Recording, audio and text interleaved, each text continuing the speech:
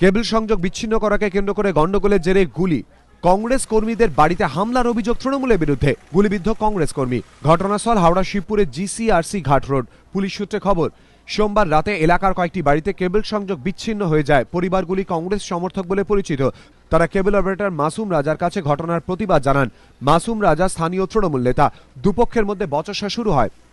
কংগ্রেসের অভিযোগ, এরপরই দলবল নিয়ে গ্রাহকদের ওপরে আগ্নেয়াস্ত্র নিয়ে চড়া হন মাসুম রাজা। হামলা চলে স্থানীয় কংগ্রেস নেতা জাভেদ কুরেশির বাড়িতেও। গুলিবিদ্ধ হন মহেন্দ্র লাল প্রসাদ নামে এক কংগ্রেস কর্মী। তাকে এসএসকেএমে ভর্তি করা হয়েছে।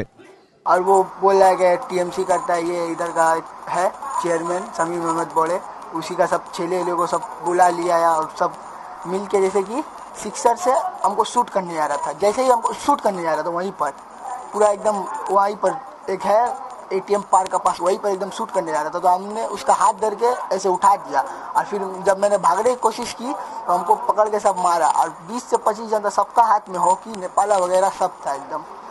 উত্তেজনার খবর পেয়ে ঘটনাস্থলে পৌঁছে পুলিশ ও র্যাব। পরিস্থিতি নিয়ন্ত্রণে লাঠিচার্জ করে পুলিশ।